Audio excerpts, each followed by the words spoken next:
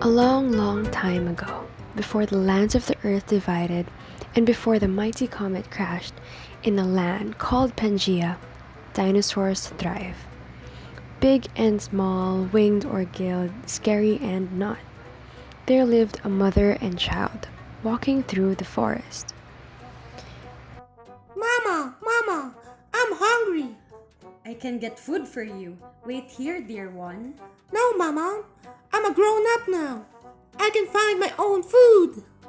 Baby dinosaur ran to the nearest shrub and was about to bite when suddenly, No! Please don't eat me.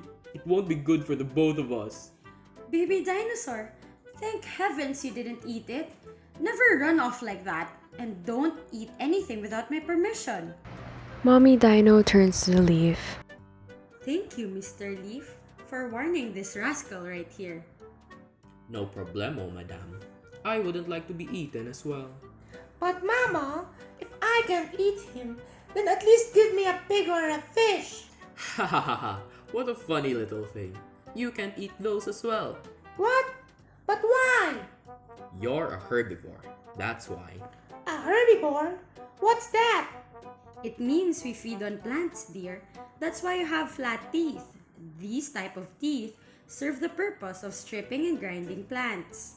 Oh, that's right. You tell me to chew and chew and chew.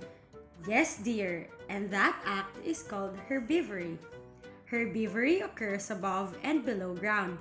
Herbivores may eat any part of the plant above the soil, including leaves, stems, flowers, fruit, and any part of the plant below, which includes roots and tubers. Oh, I see. But if we can eat almost all parts of the plant, why can't we eat him? Oh, don't bring me back to this conversation. I just had a near-death experience. Oh, Mr. Leaf, we are very sorry, but he's just curious. Fine. I'll teach you more about us so you don't go eating any other plant. Really? Hey! Now listen. We plants also have defenses against herbivores. Plants have many external structures such as leaves, stems, flowers, roots, fruits, and seeds. Each of these structures may vary in form between plant species. Though, herbivores have characteristics that allow them to access these structures. These include appendages such as claws, spines, or suckers that allow them to cling to vertical or inverted surfaces, wings to reach the top of the highest plants, modified legs for digging to access roots, saw-like, piercing, or cutting appendages that allow them to access internal structures. We also have complex compounds such as cellulose and lignin to maintain their physical structure and support.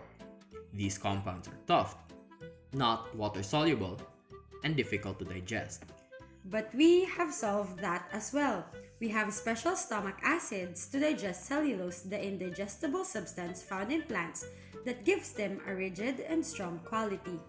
Oh, beat that, Mr. Leaf. Oh, I can. And this is why you should not eat me. Plants produce many chemicals for defense against herbivores. These chemicals may kill the herbivore or deter it from feeding, or, in the case of insects, laying eggs on the plant. These chemicals can be made in large quantities and have a secondary use such as structure, or made in small quantities in response to initial plant damage made by the herbivore. And I, for one, have a very strong poison. That's why I told you that it won't be good for the both of us. Oh, now I know. Thank you, Mr. Leaf, for sharing that and of course for saving me too. No problemo. Now, shoo away. Go find some other leaf to chew. Let us go now, dear one. Thank you again, Mr. Leaf, and goodbye. Bye-bye.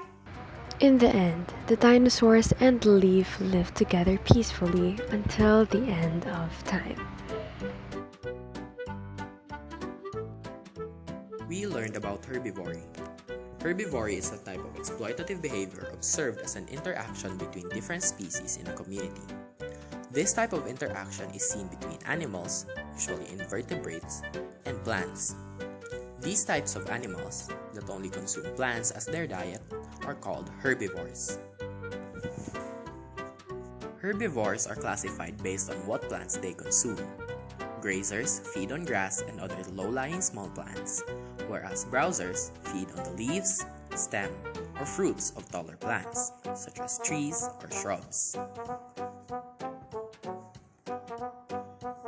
In order to combat such exploitation, plants have evolved many defensive mechanisms against herbivores, which can be observed at the molecular, cellular, tissue, organ, population, and community levels.